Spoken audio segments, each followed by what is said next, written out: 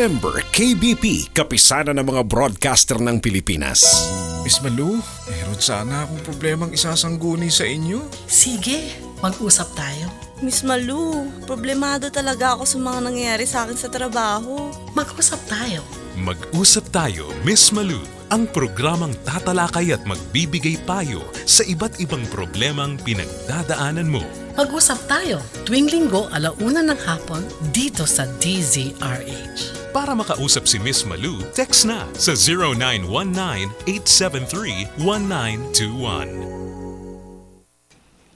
It's 1:05 in the afternoon. Magandang hapon po sa ating mga faithful listeners. Hay, nako, photo finish ho kami dumating. Ang haba ho ata ng traffic sa labas ng istasyon. But anyway, I made it and it will be a full and exciting Sunday. At linggo na naman po. My favorite day of the week is not because kompleto kaming pamilya at nagwo-worship, kay God, but at the same time magkakasama-sama tayo for 1 hour. So, every Sunday ho tayo ha, hindi ho tayo every day. Every Sunday lang ho, 1 to 2 p.m. Ito ho DZRH. Okay, ang pinakaunang istasyon sa buong Pilipinas. Kasi yung nagte-text sa akin, Miss Malu, na-tsempohan ko lang yun. Ano nga ho ba istasyon ninyo? O sasabihin ko na, kung na-tsempohan nyo naman ako ngayon, okay, every Sunday ho, kung gusto nyo akong abangan, is mag-usap tayo, Miss Malu, every Sunday, 1 to 2 p.m., DZRH, 666 ho, sa ating AM band. At ito po si Miss Malu Cervantes, ang inyong life coach ng bayan. Ang programa ho natin is the very first and professional life coaching on air program for the masses. So hindi lang ho ito advice corner. Kaya wag ho kayong magtataka kung bakit iba ang, sabi nga ng mga listeners ko, iba daw ang itong words nila, atake ko sa kanilang mga tanong. Kasi, imbis na sinasagot ko lang, nagtatanong pa ho ako ng ibang mga questions bago ko masagot sa kanila. Kasi, iba ho ang life coaching at iba ho ang counseling. Iba ho nagbibigay ng advice at iba ho nagbibigay ng direction sa buhay. Yun ho ako, life coach. I'm a certified Gestalt life coach. Yan ho ang isang profession ko. Dalawa ho ang profession ko. I am a corporate consultant. So which means, sa mga kumpanya, kinukuha kong consultant para paano mag-handle ng mga tao nila at ang mga problema sa kanilang mga kumpanya. That's my job. And I'm also a mentor, a coach, and a life coach at the same time. So, ang nakukuha niyo ho sa akin ay 3-in-1. Okay. So, ano ba ang life coaching? Baka yung mga bago sa inyo will be, magte-text kayo. Text lang ho kasi maraming nga nagte-text. Pwede ho bang mismo makausap po kayo? Sige na. Okay, I'm sad that I cannot talk to you kasi kailangan ko lang texts because kailangan akong makaraming sumagot. Kasi pag kinausap po kayo, hindi naman ho na 1 minute 1 minute lang, tapos hindi pa kayo tapos, bababa ko na yung telepono. Hindi naman ho ganun, Kaya text na lang ho. Magsaga na lang ho kayo i-text sa akin ang inyong problema na may mga detalye para naman matulungan ko kayo ng mabuti. So, emotional problems, mental problems, love problems, parenting problems, marriage problems, career problems. Yan ho ang tinatalakay ng isang life coach. So, nasa RHTV rin ho tayo. So, different cable ho tayo. So, different channels ka lang ho depending on your service provider. At meron ho akong fan page. Mag-usap tayo, Miss Malu, sa FB ninyo. At doon, kung gusto niyo naman ng live streaming at kayo nasa ibang bansa, okay, at ibang ang time zone natin, sige, it's www.dzrhnews.com. Click nyo na lang ho yung RHTV nyo. RHTV doon. Now, for those people who have missed our episodes at gusto niya tuloy-tuloy, o sige, YouTube na ho tayo. Pasok na lang ho kayo sa YouTube, tapos mag-usap tayo, Miss Malu. Doon ho, nandun yung ating mga past episodes. Uploaded ho yan. So ito ngayong live tayo. We're live always, except for some occasions, no? We're always live. Uploaded na ho yan at the latest Wednesday. So, mapapanood nyo na ho. Okay, so I'm wearing, my new blue dress na eyelet. Okay, another exciting episode this Sunday. At of course, kasama ko pa rin si Love ko. So text nyo na ho ang inyong mga questions, ang inyong mga comments sa aking private hotline. 0919-873-1921. Ulitin ko ho, private hotline ko ho. Kaya huwag kayong magugulat na sinasagot ko kayo na alas 3 ng umaga, alas 12 ng gabi. Kasi private hotline ko ho yun, 0919-873-1921. Okay? Sabi ho ni Roy Dasmariñas Cavite, ito yung text niya, nakakatawa naman Roy. Sabi mo, nakikinig ka, so maririnig mo, isasabihin ko yung tinext mo sa akin ng pagkahaba-haba, but of course, I appreciate it. Ganda topic nyo tungkol sa katorpihan. That was last week. Yung sabi, torpi daw sila, paano daw sila manliligaw. Ganda daw ang topic ninyo tungkol sa katorpihan. Nung ako nag-aaral pa sa high school at college, ganon din ako katorpe. Yun pala, hindi kayo nag-iisa. Sino ba to? Justin at saka si Ariel Ray. Di ba? Yun ang nag-text sa akin. Napakamahiyain ko talaga sa babae. Sabi ng tatay ko noon, mag-aral muna daw ako mabuti at pagkatapos at may work na ako, ang babae na raw mismo ang lalapit sa akin. Alam niyo, Miss Malo, totoo yun. Sabi niya, true. Kasi po, nang ako ay nakasakay na sa barko at maging seaman, malakas na po ang self-confidence ko, nawala ang pagiging mahiyain at natutuhan ko makasalamuha sa Pinoy at foreigners. So tama po talaga ang sabi ng love mo o love ko, di ba? Sabi sa din ng tatay mo yan. Huwag mainggit sa may mga love life na mag-work muna, dagdag pogi points, ang sabi niya, pag may stable job. See? Tama si love ko talaga. Ang galing ninyo pong mag-advise as well as your love. Ay, salamat, Roy. Sana matakil nyo rin ang dapat gawin ng mga taong nade-depress kapag iniiwan ng mga loved one. Siguro yung nagkaka-break. Na humahantong sa paggawa nila ng hindi maganda sa kanilang buhay. Ay, nagre-rebelde. At minsan, nagpapakamatay pa. Avid listener niya po ako noon pa. Sabi niyang ganyan. Okay, salamat, Roy. See? Pogi points, mag-aral muna kayong mabuti, makatapos kayo at kayo ay magtrabaho. Ayan. So, sasagutin ko na. Yung sabi niyo, sana matakil ko, no? Yung mga nare-reject, yung mga nagbe-break, wag gawa ng masama para wag ma-depress, etc. So, itong sagot ko, Roy, ha? Tatakil ko na kayo, mabilisan lang ito.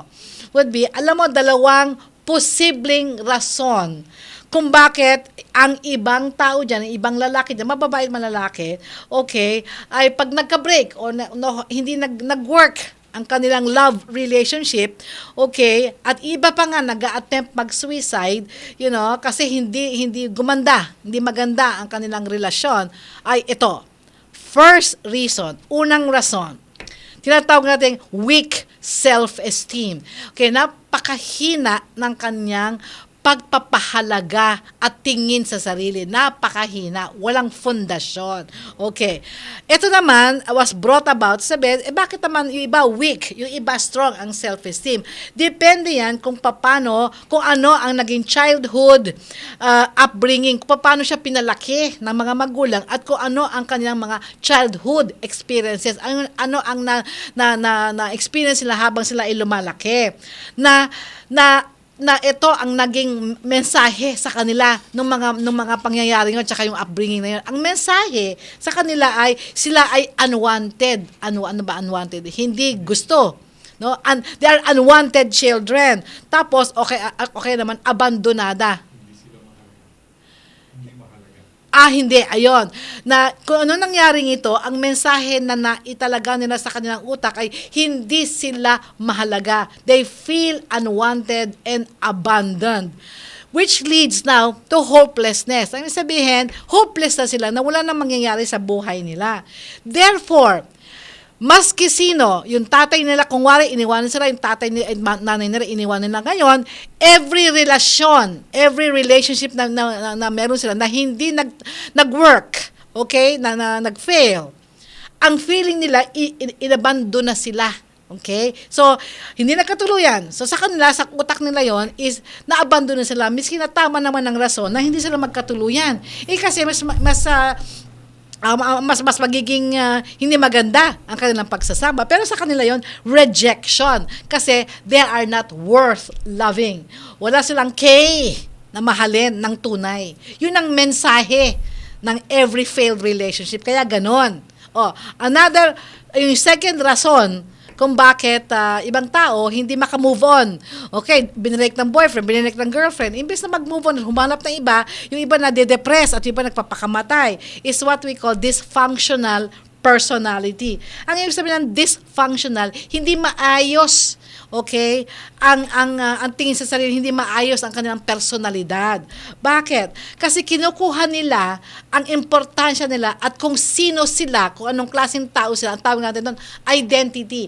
They get their identity from other people. Ang ibig sabihin, ang pagkakakilala nila sa sarili nila ay hindi galing sa loob na ako ito, ako ay magandang lalaki, ako ay worthy, ako ay may karapatan. Hindi. Kinukuha nila ang kanilang kung sino sila at pagpapahalaga nila, okay, sa pagtatrato ng ibang tao. So kapag ni-reject sila, feeling nila unworthy sila. Hindi katulad, diba? Kung ayaw mo sa akin, hindi huwag, kukuha ako ng magkakagusto sa akin. Yun ang normal. Sila, hindi normal. Yun ibig sabihin. So, if the other person leaves, okay, parang wala na ring silang pagkatao. Nasisira ng pagkatao nila. So, yun ang dalawang rason kung bakit. So, ano ang pinakamabuting pamamaraan to handle a breakup? Ano? Okay, sabi ko sa iyo. Una muna, normal na reaction. Umiyak ka. Magalit ka. Okay, magmukmuk ka. Okay, magmukmuk ka for a while. Ha? Hindi yung pagkatapos ng iba, hindi naman yun. Masakit. So, umiyak ka. Okay? Magmukmuk ka. Ayaw mo muna makipag-usap sa iba for a while. Pagkatapos, tumindig ulit, stand again, at maghanap ka. Okay? Ng iba. Ang favorite na statement ng love ko, lahat ng tao may katapat. Makakakuha ka ng katapat mo. Yung nag-break up sa'yo, hindi mo katapat yon. So, maghanap ka, continue magligaw, continue, binasted ka, so what? Kung binasted ka, lumigaw ka ulit hanggang makuha mo ang iyong katapat. Diba? Yan. Tamo, nang ang aking labidab. Meron kong dadagdag din Sige, dagdag mo na, love ko. Sa first point mo, yung sabi mo, weak self-esteem. Yeah, weak self-esteem. Sa pangalawa, yung dysfunctional personality. Okay. Kasi ang dyan, hindi mo naman parating pwedeng sisihin yung nakaraan mo o yung ibang tao na kaya ka nagkaganito dahil doon sa ganung tao. Sa mga magulang mo, sa kapatid mo, sa kapitbahay mo, kakilala mo, kung sino man. Lahat na lang, lahat binlay mo. Binlay mo. Meron ka kasi dadating yung punto, yung panahon na edad mo na rin, na ikaw na magdidesisyon. Ganito ang gusto kong mangyari sa buhay ko. Sabi nga nung una, di ba, ikaw nang gagawa ng script mo, baguhin mo at magagawa ka doon. At kung siguro matatalakay natin yon hindi ngayon, sa ibang episode naman. Pero hindi mo dapat parating, sabi mo, pagmukmukan ng ganun. May magagawa ka Dapat lang desisyonan mo. Okay? Yung pag-iyak at pagmumukmok for a while, kasama normal yon. Kasi it is always the death of a dream Yes. Okay lang, hindi may ibig sabihin, binirek ako, hallelujah, binirek ako. Hindi naman ganun, hindi naman normal yon, di ba? Lalo na kung mahal mo yung tao. Siyempre, iiyak ka, nasasaktan ka, kukwestiyonin mo, bakit? Ano ba klaseng tao ko? Siyempre, magmumukbo ka kasi masama loob mo. But, yan ang process of grieving. Grieving, pagluluksa. Gawin mo yon. Pero kailangan hindi ito ng taon-taon at mawala at magpakamatay. Hindi yun ang dahilan dapat. So you move on. Yun ang sinasabi ng love ko. Dadating, sige. Okay. After that, pwede yung sasabihin mo sa sarili mo, tatayo na ako. Okay. Kakalimutan ko na yan. Okay? I-rewrite ko ng script ng buhay ko. Yun ang sinasabi ni love ko. Responsibilidad mo na yun Hindi na pwedeng responsibilidad ng ibang tao yun. na nakipag-break sa'yo. Ba't mo sisisihin siya forever, ano? Yeah. O, di ba? Okay. O, ano ha, Roy? Sinagot na kita, ha? Okay, so umpisa na natin. Parang hindi ako nag-umpisa. Ano na nga natin? Yung first quarter, tapos na nga eh. O, sige, text your questions now and comments to my private hotline 0919-873-1921. Okay. So, ang daming nakarelate sa tips na binigay ni Love ko kung paano manligaw. Aba, ang dami nag-call. Sige naman, Miss Malu, sabi mo sa Love mo, bigyan mo pa kami ng maraming tips. Allah! Okay. So, bago ko ibigay ang bago ko tanungin si Love ko kung ano yung kanyang mga tips. Okay, it's 1:20 in the afternoon. Huwag ko kayong aalis dyan. Ito na yung mga tips. Ano pa naman liligaw? Ayan. Babalik ho si Miss Malu Cervantes, ang inyong life coach ng bayan, dito ho sa ating top rating show on its time slot. Mag-usap tayo, Miss Malu.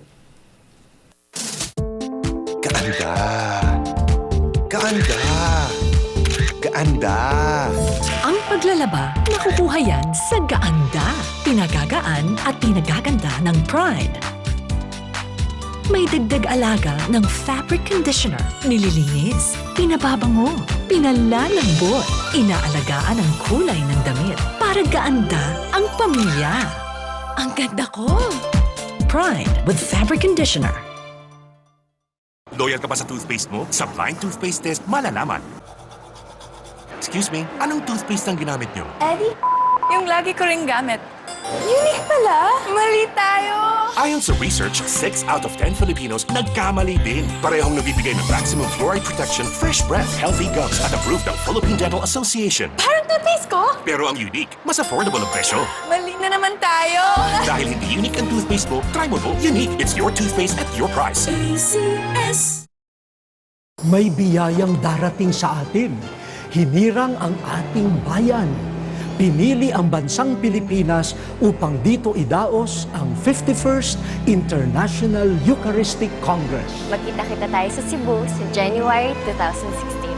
Saksihan natin ang real presence ni Jesus. Pinakamalaking pagsasama ng mga mananampalataya. May handog natin ang pinakamalaking selebrasyon ng banal na Eucharistia. Ipakita po natin sa buong mundo ang lubos na pananampalataya ng mga Pilipino. Christ in you, our hope of glory.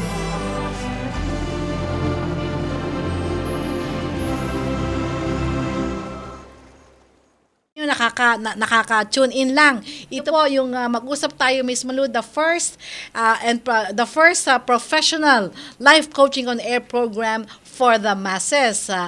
Ako po tumatalakay ng mga texted na mga texted concerns niyo tungkol sa inyong buhay. Okay? So, yung bago tayo nag-break, alam mo pa daw, Love ko, mga tips sa mga panliligaw. Alam mo, nasa-surprise na ako, Love ko, no? Na akala ko modern na ngayon, di ba? Modern na. Kasi dati tayo, mga old-fashioned pa. Mga modern, mas madali na manligaw. Mukha yatang mas humihirap manligaw, di ba? O, sige, Love ko. Alam mo, Love ko, no? Palagay ko, ganun pa rin naman yung pag-iisip ng mga tao, babae, lalaki. Hindi naman nagbabago ng ibang-iba yun Okay. Kumbaga, ano ba yan, yung old, yung mga alam ng mga tao. Naka-wire sila ng ganun Oh, ganun they're yun. wired. Okay. So, kasi ko na makakapagbigay ako ng ilang tips pa sa ngayon, ano? Yung iba, i-research ko pa, pag-iisipan ko pa rin. Maybe sa sa kasunod na episode na. Okay. Ang isang tip ko na pwedeng i-share sa inyo, ano? Yung mga bata pa, hindi pa yung kasing edad ko. Yun, alamin mo kung ano yung mga gusto nung babaeng napupusuan mo. Mag-research ka, ika nga. Okay? Kung tungkol ito sa mga, sabihin natin, sa current events, mga general information, ano yung mga gusto niyang kainin para naman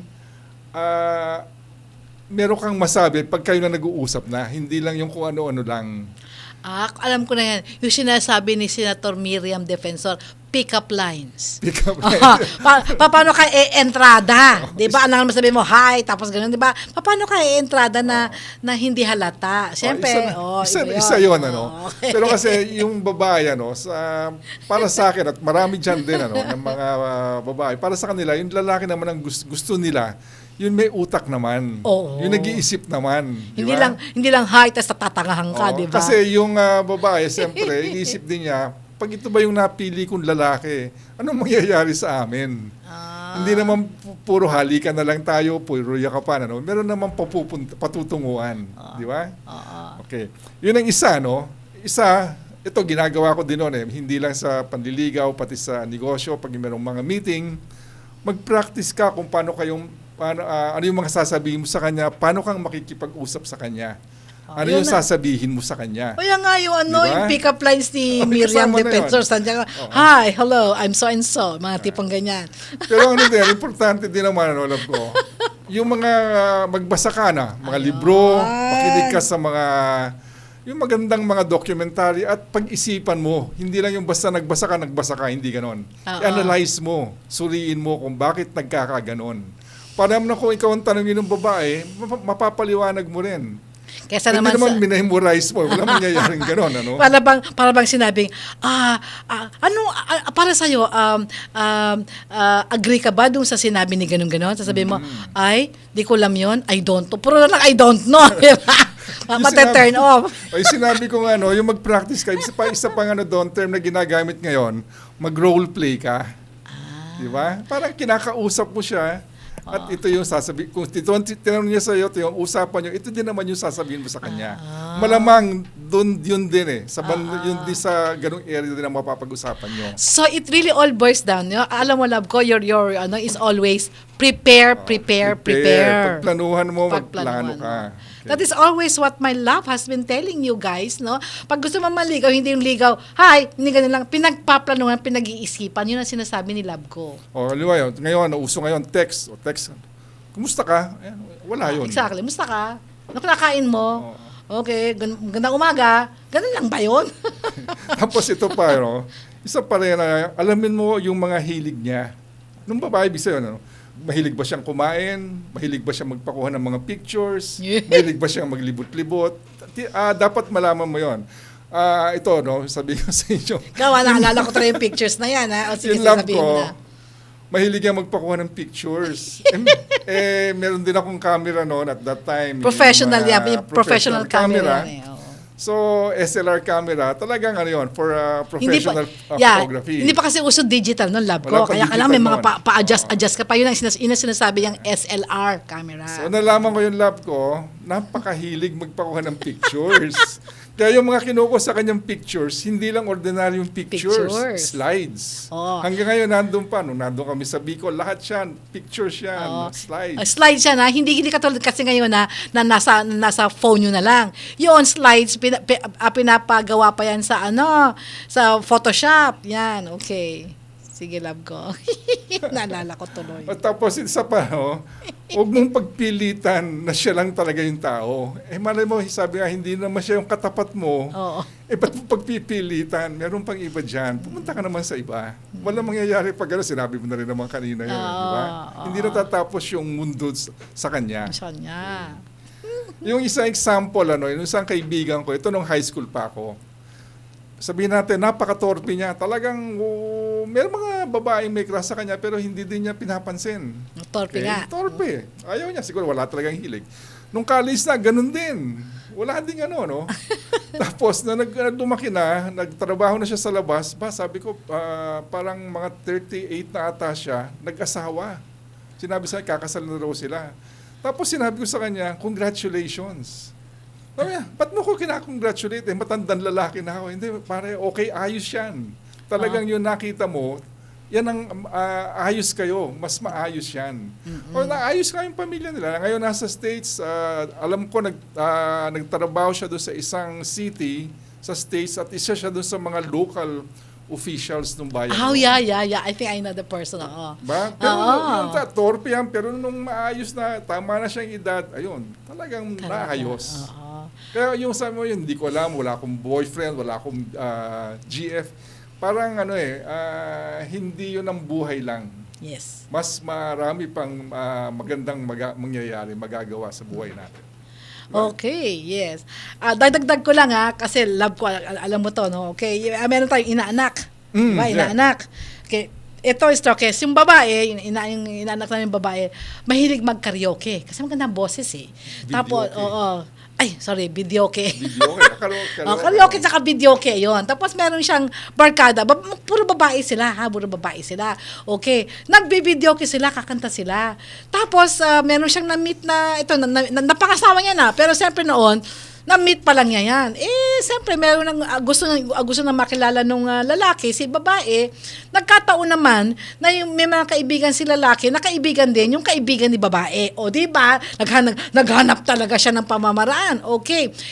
Mahilig din pala mag-video kasi si boy, si guy. So, alam mo, yun, to cut a long story short, madalas silang mag-video, okay. Pero barkada. Barkadang lalaki, barkadang babae. Pero palaging sila. Okay. Di syempre, pareho silang gusto, ganyan-ganyan. Pero ginamit yun para mapalapit siya doon sa girl. Tapos doon pa lang, miski na barkada sila, meron na siyang chance to sit beside the girl. Sasabihin, anong gusto mong ikaw ngayon nakakanta, anong gusto mo? So, yung gano'n napalapit sila, ngayon, di ba? Yun na sinasabi ni Love ko. Pero ito, believe ka dito. Okay. Yung babae, book lover. Hindi lang siya book lover katulad ko, na lahat ang latest. Yung book lover na babaeng yun, gusto niya mga old books, old manuscripts, collector siya, yung mga 19 kopong-kopong pang libro. Imagine mo, babayaran mo ng libo-libo yun, ng lumang, kasi collector siya. So, ayun siya, Okay, bihira ang nagbebenta ng mga old books, collector's item kung tawagin, bihira. So, kailangan hahanapin mo yun, may mga contacts ka. May gustong lumigaw sa kanya.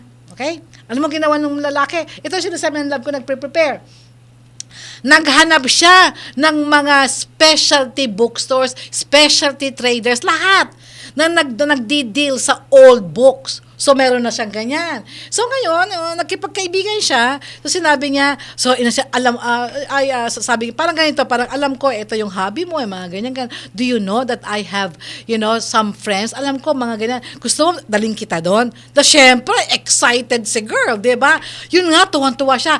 I have a dealer here, ganyan-ganyan. So, palagi niya dinadala, palagi sinasabi niya, I discovered something, mga ganyan. Di nagkalapit ang loob nila. Yung girl natuwa kasi bihira sa lalaki ang may ganong passion katulad niya. Wala naman siyang passion nun eh. Alam naman niya na yun ang gusto ng girl. Okay? So, yun, binigay niya. Nagkatuloy niya silang, saya-saya nilang dalawa. Ba? Marami akong, sa akin, same principle ng love ko. Binibigyan ko lang kayo ng ehemplo. Ehemplo, no? Okay. Sige. It's 1:32 in the afternoon. Okay, eto na. Galing kay Bea. Okay? Kambal sila, no? At parehong may boyfriend. Guess what? Yung boyfriend nila, kambal din. Kambal. Okay. Ang problema, nakipag-break ng sabay. Yung pareho. Yung mga BF nila sa kanila. My goodness, pati pag-break, sabay na sabay. Nasaktan siya, si Bea, pero nakapag-move on na siya. Pero yung kabal niya, kapatid niyang kambal, hindi pa maka-move on. Kasi raw, ang babaw ng dahilan sa pagbe-break sa kanila ng kanilang mga kambal na boyfriend. Ano daw yun? They cannot distinguish between them kung sino ang GF nila. Sabihin, hindi daw nila, nahihirapan daw silang i-pinpoint kung sino si Bea at sino si Leia. Yun ang pangalan na magkakambal. So, since nahihirapan sila na, it's a challenge every time magkita sila, ibinrek na lang sila. Okay. Ano daw gagawin niya? Okay, sagot ko, Bea. Okay, kung nandyan yung kapatid mong Leia, sabihin mo, makinig, para sa kanya to, kasi ikaw, nakamove on ka na eh. Mababaw nga ang dahilan ng mga BFs ninyo. Pero, okay, pwedeng legit. Legit means lehitimong dahilan. Mababaw, oo.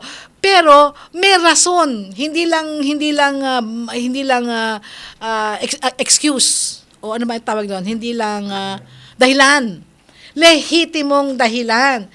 Kasi kung talagang identical twins kayo, meaning identical na mismong yung parents nyo, kung hindi kayo pinalaki, magkakalito dito sa inyong dalawa, mahirap talaga yon. Imagine mo, every day is a challenge. Paano pag nagpakasal kayo, baka iba mahalikan niya. Di ba? Kaya ngayon pa lang, na-frustrate na sila. So, lehitimong dahilan yun, miski mababaw. Okay, so anong dapat gawin? Leia, okay, tanggapin ninyo yung kalagayan ninyo. Don't take it against them at kung sinong mampa ang manliligaw sa inyo, maaaring mahihirapan din. So, tanggapin nyo at hindi kasalanan nila yon. Now, ito magagawa nyo.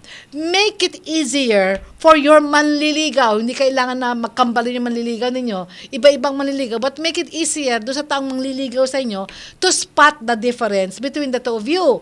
Okay, ano yung sabihin? Kung yung features nyo at yung task nyo, parehong-pareho kasi identical twins kayo, okay, kamukha kayo, pinagbiyak kayo ng plato, pinagbiyak kayong yoyo, okay, kailangan may difference, okay, kung yung isa mahabang buhok, isa maiksi, o yung ganon. Yung different style of dress. Yung isa mahilig sa jeans, yung isa mahilig sa damit, ganon. Okay, different mannerisms. Okay, sabihin iba yung kanilang mga behavior, mannerisms. Yung isa mahilig magsulat, yung iba ganon. Sabihin, aralin niyo kung paano niyo ma-differentiate yung sarili niyo sa bawat isa. Para kasi kaibigan ninyo, hindi araw-araw na lang, o tuwing makikita na lang kayo, Leia, hindi ako si Bea. Di ba nakakabuisit naman talaga yon? Okay? Lastly, kung wala, ito pinakamahalaga, kung wala talaga silang tiyaga na kilalanin kayo ng husto, ang ibig sabihin, okay, hindi sila seryoso, okay, sa inyo. So, ang tawag doon, good riddance. Ano ba yung good riddance, love? Mabuti na lang. At nalaman ninyo hanggang maaga pa. O, diba? Na may pagkakataon pa na makakahanap kayo na magiging seryoso na iintindihin kung paano kayo kilalanin na miski na magkapareho kayo ng hairdo at ang damit, alam niya kung sino yung kanyang girlfriend. Okay? Love ko. Meron ko naisip lang. Maisip ang love ko. Oo eh. Medyo yung mga lalaki naliligaw sa inyo tapos nag-break kayo dahil sa ganun dahilan lang. Masyado pang mababaw yung mga utak noon. Hindi pa kayo kilala ng maigi. Oo. Para kumbaga skin deep pa lang yun eh. Ayaw pagtsagaan. Panlabas pa lang yun. Panlabas pa lang yun. That's right. Kaya sabi mo nga, hindi maganda yung patutunguhan yan. Habang maga, tapusin nyo na. Yan sinasabi ko, dapat nga magpasalamat kayo na nakilala nyo ang kababawan nila. Okay? At hindi pagkaseryoso nila sa inyo. So, mag-antay kayo. Okay? May darating na siseryosohin kayong dalawa. Okay? Sige. Ito naman si Marie. Sabi nga, paano kausapin brother na mahilig mag-oo? Sabi mga ako, pero di naman tumutupad. Okay? Magkasama sila sa bahay. Okay? Yung pamilya niya, tsaka yung pamilya ng brother niya, may pamilya niya yan.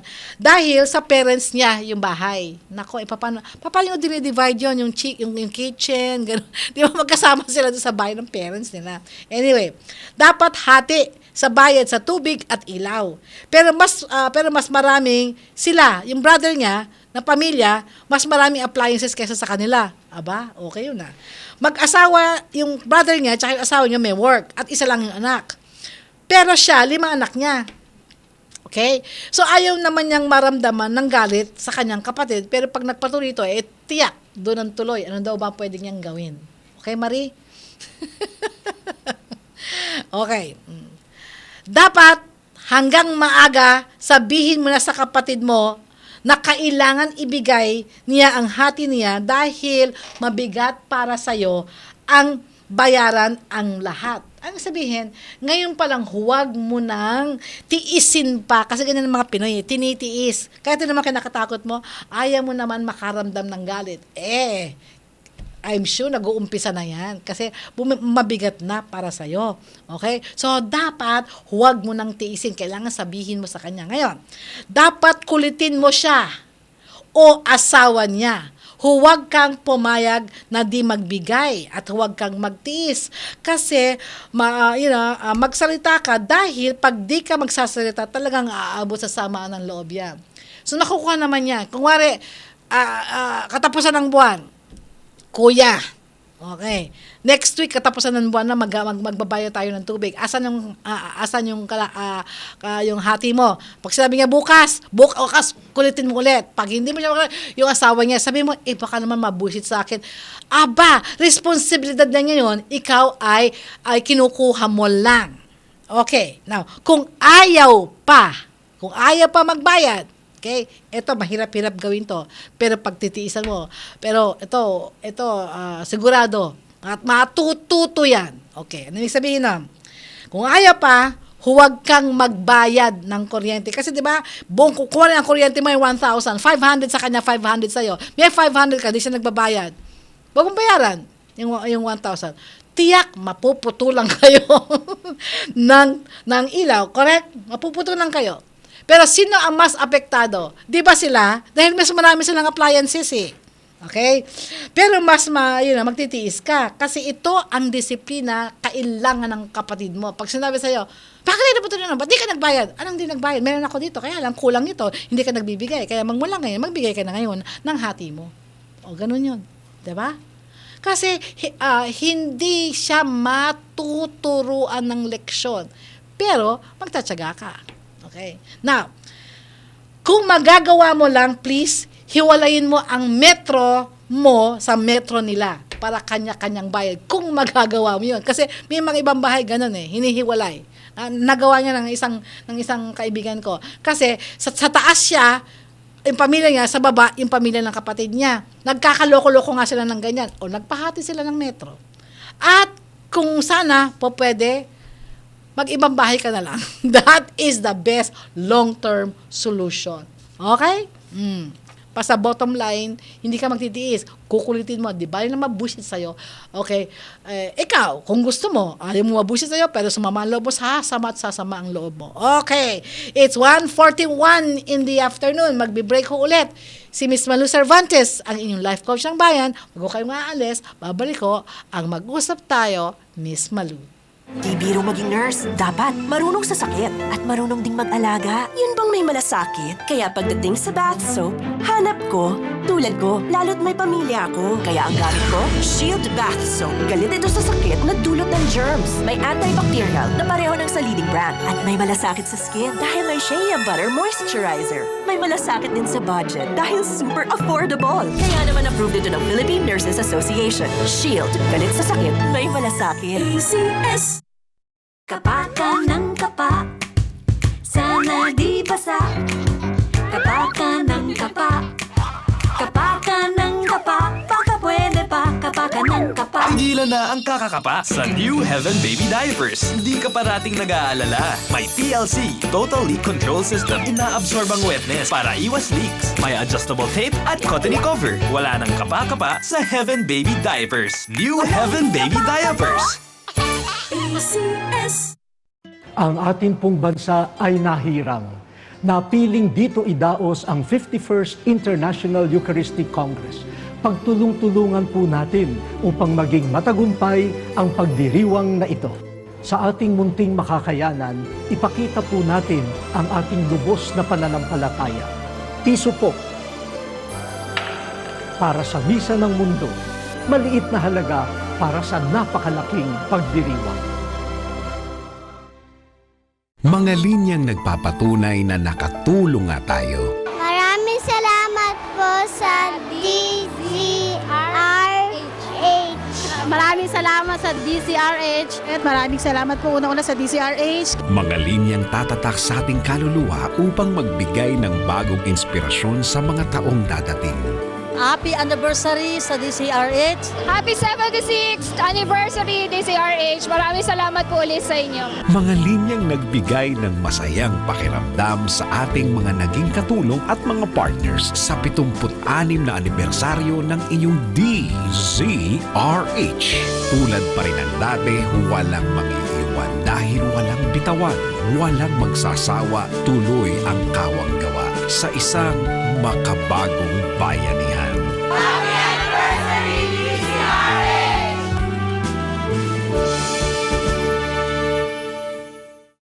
Isang dagdag inspirasyon na naman ang aming natanggap mula sa KBP Golden Dove Awards. Parangal sa inyong mga lingkod sa pagbabalita, si Angelo Palmones, si Kuya Angel, awarded as the Best in Science and Technology Program Host. Ang programang Balintataw ay tinanghal na naman bilang Best Radio Program in Arts and Culture. At ang MBC Sports Center, kinilala Si Miss din... Malu Cervantes, ang inyong life coach ng bayan, dito sa ating first professional live coaching on-air program for the masses. At maraming salamat sa aking mga avid listeners, at doon po sa nagsasabi sa akin na natsyempohan niya ang programa ko, yung last leg, which is now, the last quarter of our time, at naging regular na siya kasi ganun ho, kaya lumalaki ang ating listenership. Thank you for making us the top rating show on this time slot, no? Okay. So eto ho, wala siyang pangalan, pero sabi niya, babae. 29 years old, 2 ang manliligaw. Ito pala love ko, may 2 yung manliligaw. So meron talaga marunong lumigaw. 2 manliligaw. Kilala niya itong 2 ito. Sabi niya, Mamalu, kilala ko silang 2. Okay. 26 years old, yung isa, pa-extra sa trabaho, at yung isa, 52 years old, may trabaho, buyer ng ginto. Sabi niya, parehong single ito. Talaga, yung 26 I can understand. The 52 still single, never been married, ha? Ano ang masasabi ninyo? So I guess, in so many ways, ang gusto nitong dalagang ito, okay, ay ano ba ang ano sasabi ko, paano siya mamimili, basically. So ang sagot ko is, sabi mo, kilalang mo na sila. Okay? Assume na yun, ha? Ang kanilang pag-uugali, so ikaw ang makakaalam kung sino ang dapat mong sagutin. Now, ang gagawin ko lang, Miss, okay? Bibigyan lang kita ng guidelines, okay? Na gagamitin mo sa pagdedesisyon at pagpili. Kasi, puro questions sa sasabihin ko sa ito, ikaw kasasagot kasi kilala mo, sabi mo eh. 'Di ba? Okay. Ang una, konsiderasyon. Sino ang mas stable ang hanap buhay? Na pwede kang pakainin at buhayin panghabang buhay o pangmatagalan. Alright. Baka naman ngayon lang may trabaho, pag nagkasal na kayo, wala na, ay patay kang bata ka dyan. So, sino ang mas stable ang hanap buhay? Okay. Pangalawa, sino ang mas malapit ang antas ng pinag-aralan sa'yo para magkaintindihan kayo? Example, ang dami na nagte-text sa akin, problema ng asawang babae. Okay. Yung asawang babae, kung wari, high school graduate, yung asawa niya, grade school. Palagi na sila nag-aaway, hindi sila magkaintindihan. Of course. Kasi hindi sila patas eh. 'Di ba? Lalo itong masakit. Ang dami. Okay, teachers, career girls, college graduate, ang napakasawa, high school graduate, walang trabaho. Ayan. De katakot na problema. Yun ang sinasabi ko, na kung ikaw high school graduate, dapat yung mapapangasawa mo, kung minimum high school graduate, sana nga mas mataas pa ang antas na naabot para magkaintindihan kayo. Kasi kung mas mababa sa'yo, may problema ka kasi siya ang padre de familia. Tandaan mo yan, kung makitid ang utak niya, marami kang problema, iha. Okay. O pangatlo, dapat similar. Similar means malapit. Magkapareho, similar. Magkapareho kayo ng interes at ugali. Kasi, kung yung ugali niya, pagka-irresponsable, ugali niya yun, responsable siya. Kasi, yung tatay at nanay niya, hindi siya pinalaki ng responsable. Ikaw responsable ka. Hindi ka pa mabubuwisit nun na pang napangasawa mo, yung irresponsable, di ikaw ang bubuhay sa kanya. Dapat, kung siya responsable ka. Kung ikaw responsable ka, huwag kang kukuha ng irresponsable. Ang tawag doon. Interest. Mahilig. Lumabas siya. Ikaw gusto mo pa sa bahay lang.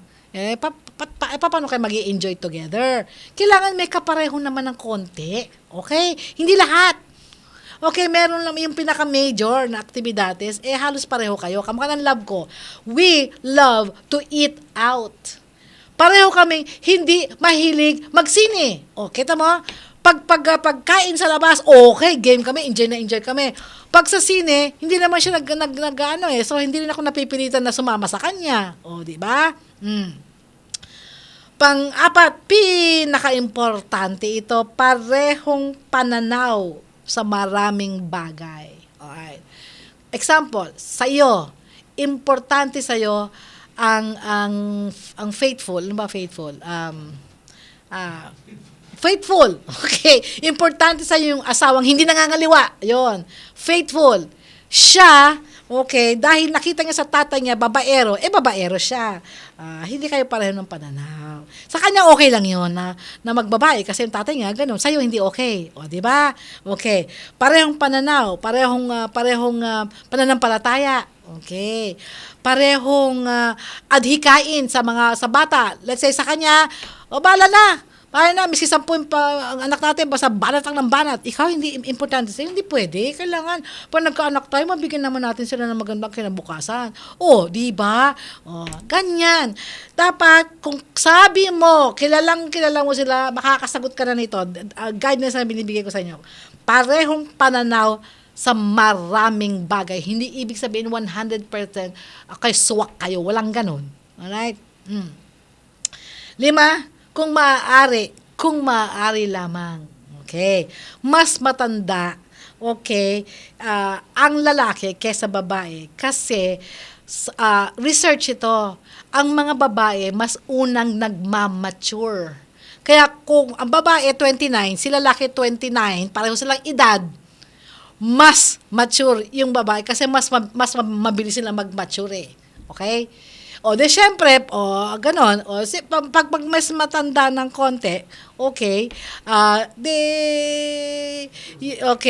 in terms of utak, okay, in terms of maturity, emotional maturity, mas, okay, kasi ang lalaki, padre de familia, siya magdadala ng pamilya. Kung ikaw mas mature pa sa kanya, malaking problema mo, iha. Diba? Okay. At of course, sabi ko, sino ang mas responsable sa kanila? At yung kahuli-hulihan, paano nila tratuhin ang pamilya nila at ibang tao? Kasi ito yung gauge, palatandaan kung paano kanya tatratuhin kung kayo ay mag-asawa na. Ang ibig sabihin, kapag sila minumura-mura ang kanilang kamag-anak, ang kanilang tatay at nanay, at sinisipa-sipa ang aso, ang kanyang mga at pag hindi nagustuhan hindi nakuha ang kagustuhan, binabalibag, sabihin, at tinatapon ng mga gamit sa bahay. Tandaan mo, ganyan kanya tatratuhin. Hindi mag-iiba yan, sabi ko sa'yo. So, titignan mo, hindi lang kung paano ka tratuhin, paano tratuhin, may galang ba siya sa magulang mo? Tsaka may galang ba siya sa magulang niya? Okay. Kasi, hindi kanya gagalangin kung wala. Okay? Kung nagmumura siya, pag nagalit sa'yo may asawa na, mumurahin ka din niya. Okay. Yung mga kapatid niyang maliliit, malambing ba siya, inalalagaan ba? Kung hindi, at inuutusan tapos binabatok-batukan, di ba? Pag nagkaanak kayo at nabuisit siya, ganyan din ang gagawin niya. Tandaan mo ito, iha. Okay, tandaan mo ito. Kasi iba nabubulag sa pag-ibig. Hindi na tinitingnan ang mga tinatawag na ugali. Kasi yung ugali nila bago ka pinakasalan ay ganun pa rin at most of the time lumalala pa. Kaya mabuti from the very beginning, maayos siyang lalaki. Tandaan mo yan. Meron ka ba masasabi, love ko? Siguro yun lang isang bagay na kailangan din pag-isipan niya. Siya 29 years old, yung isa 52. Pero doon sa mga binigay mong mga dahilan, palagay ko alam na magkakaroon na siya ng magandang direksyon. Direksyon ang binibigay ko sa iyo, pipili kasi ka makakasagot niyan eh. Yung isa lang kung yung let's say, sabihan, kung yung 52 years old ang pinili mo, isipin mo rin magkakaanak kayo. Okay? At maaaring yung lalaki, siguradong mauuna siya kung talagang walang mga sakit, pero yung edad lang, mauuna sigurado yan. At ang maiiwan yung mga bata. Now, tingnan mo rin kung paano kang mag-a-adjust na para mapalaki din ng maayos yung mga anak, magiging mga anak nyo. Yeah. Pero batse doon sa mga sinabi mo, alam ko na siguro kung sino yung mas, at saka doon sa sinabi ni Miss Malu, love ko, yun, alam ko na kung sino yung pipiliin mo. Kung susundin mo talaga din yun, kung pag-isipan mo rin. Isipan mo. Kasi may mga ugali sila baka hindi natin alam eh. Hindi natin alam. Dahil sabi mo lang, kilala mo pareho, okay lang. Okay. Ang isa din mahalaga na banggit mo yung love ko, gusto ko lang ulitin, yung spiritual na pananaw. Yes. Importante yun eh. Kasi hindi yun yung pagka-religyoso, yung talagang spiritual. Ano ba talaga yung paniniwala sa Diyos na maayos. Hindi lang yung kung sabihin natin kung kasama ako sa ganito. Hindi nadadaan doon sa ganun yun. Ngayon, talagang kilala mo yung tao, makikita mo yun kung ano yung talagang pananaw niya ron, kung maayos ba talaga. Okay. Very good. Very good. Thank you, love ko. O ito, last na natin to. Hindi na aabot yung iba. So kung mga pinakakuan ko, uunahin ko yan sa next week kasi mag-overtime tayo. Ito galing kay Miss A. Okay? O Miss A, ang ginamit niya noon, ngayon Ian daw siya. O sige. Second time siya nag-text. Kasi di daw niya narinig ang sagot ko nung una. Okay? Since marami rin namang kahalintulad ng tanong niya, tatalakayin ko ulit. Pero hindi ako nanguulit dahil hindi ninyo napakinggan. Inuulit ko ito dahil marami nang sumunod na ganito rin ang tanong. Okay? Kasi hindi ko nakasalanan kung hindi kayo nakinig. Okay? Hindi ko uulitin yun just because hindi kayo nakinig. Uulitin ko ito dahil marami rin ang makikinabang dito. Yung second text niya ito. Bakit walang nagkakagusto sa akin? Dahil po ba mataba ako? Wala naman po di maganda sa ugali ko at sa mukha ko. That was the first text na sinagot ko. This is the second text. This week. Yung first text niya ay ito. Tinext ka ng June 6. Sinagot ko on air, June 7. Ganun katagal yun. Okay. Batayan po ba ng mga lalaki ang katawan ng babae upang ibigin nila ito? 21 years old po ako at hanggang ngayon wala pang BF. Marami nagsasabi na maganda ako, pero mga babae at mga estudyante ko lang nagsasabi nun. Nakatapos naman ako sa college, pero mataba nga lang ako. Sabi nila, kaya wala nagkakagusto sa akin na lalaki ay dahil sa katawan ko. 5'2" siya at 170 pounds. Ayan, okay. Yung sagot ko noon, uulitin ko lang ngayon. Wala akong babaguhin kasi pareho lang yun. Okay. First point. Dalawa ang katotohanan, there are two truths about this. Dalawang katotohanan tungkol sa bagay na ito. Okay? Now, have you ever heard of the saying, beauty is in the eyes of the beholder? Ibig sabihin, yung beauty, nasa sa tumitingin. Yan ang sabihin yan. Napakarami akong kilala na malusog na katulad mo na may BF at nagpakasal na malusog na katulad nila at nagnapakasaya nila. Ang ibig sabihin, is a matter of meeting your match. Yun, ganun din, katapat.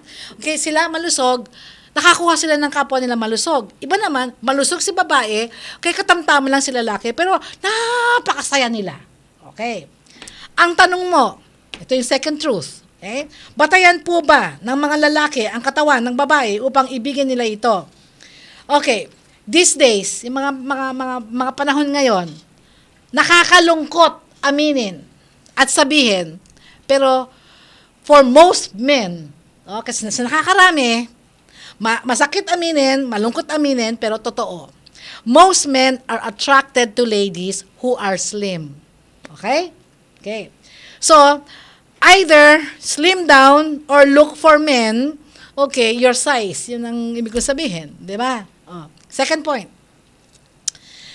Ito talaga ang mas malalim sa akin. Bakit ba not having a boyfriend at 21 years old? Ito sinasabi ng love ko paulit-ulit eh. Parang buong buhay mo na lang nakasalalay sa may boyfriend ako o wala kang boyfriend. Parang yun na lang ba ang buong pagkatao mo? Wala kang boyfriend at age 21? Okay? Napakabata mo pa, iha. It's such a big deal and something to worry about. Being 21 is too young to be limited to just one person, BF. Okay? ito yung age na to na you are supposed to enjoy your singlehood. Dapat ini-enjoy mo na pagka-single mo, hindi ang problema mo ay wala kang boyfriend na 21 years old ka. So ngayon ang pagkakataon na sinasabi natin, gawin ang lahat ng gusto mong gawin na walang pumipigil sa'yo. Pag may boyfriend ka, hindi mo gagawa lahat yan. Okay? In short, celebrate life. Gawin mo yung gusto mo dahil dalaga ka. Okay? Huwag mong isipin na ang napakalaking problema mo 21 wala kang BF. Okay? Third point. Ito. The key to meeting your match. Ito na. Okay, para makakilala ka ng magiging katapat mo at in the future, magiging boyfriend mo. Ito na. Ito ang susi. Develop a rich social life. Ang ibig sabihin, baka naman ang buhay mo, sabi mo nga, estudyante mo, so which means you're a teacher. Baka naman ang buhay mo eskwelahan, bahay, eskwelahan, bahay. Wala ka talaga makikilala doon, iha. Diba? Okay, so when I say develop a rich social life, pumunta ka sa mga events, pumunta ka sa mga parties, mag-volunteer ka sa mga church activities nyo, mag-join ka ng professional organizations. Ano ba yung Teachers Association? Magano ka ng Rotary, lahat. Isipin mo, ako palaging guest speaker ng mga Rotary Club pambabae. Ganun siya. Mga ganyan ng mga civic organization. Okay. Now, all this will give you proper exposure. Diyan ka makakakilala ng mga lalaki na may sinasabi rin. Yung sinasabi ko kanina, baka naman gusto mo. Okay, sa eskwelahan, baka naman ang maging BF mo high school graduate. You are better off single. Okay? Now, may katapat ka rin yung sinasabi ko. Alright? Lahat ng tao may katapat na magmamahal. Huwag kang maghamadali. Okay?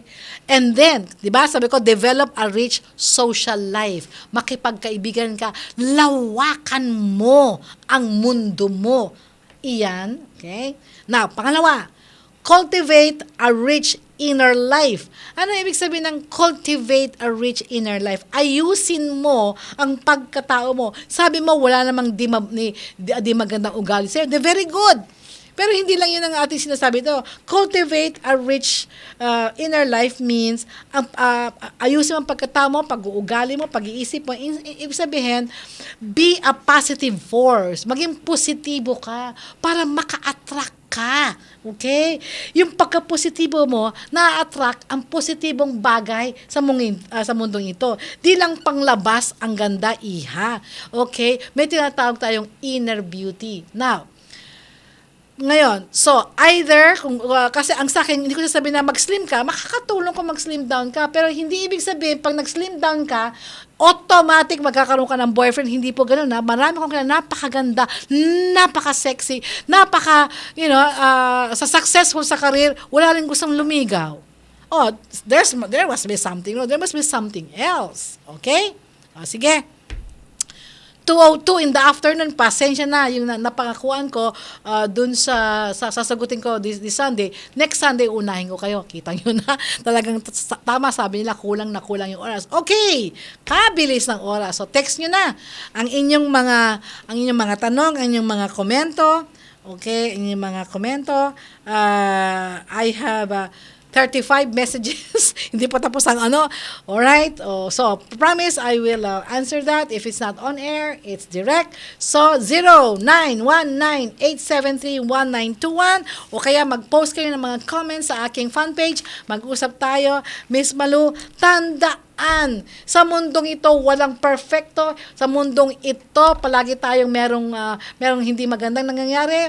May palaging problema. But I tell you one thing. Life is beautiful because you make your life beautiful. So hanggang sa susunod na linggo, 1 to 2 p.m. po tayo dito sa Mag-usap Tayo, Miss Malu, the first professional life coaching on air program for the masses, at ito po ang inyong life coach ng bayan, Miss Malu Cervantes, ang namamaalam. Magandang hapon po sa inyong lahat. Ang tabayanan nyo, si Chris Capulso, MBC Sports. Mag-usap tayo, Miss Malu, ang programang tatalakay at magbibigay payo sa iba't ibang problemang pinagdadaanan mo. Mag-usap tayo tuwing linggo 1:00 ng hapon dito sa DZRH. Bilang mga eksperto, anong masasabi nyo sa tindi nito? Kumukulong tubig sa base is. Unang sinusubok para sa bakterya di mapasubo. Ang mga smart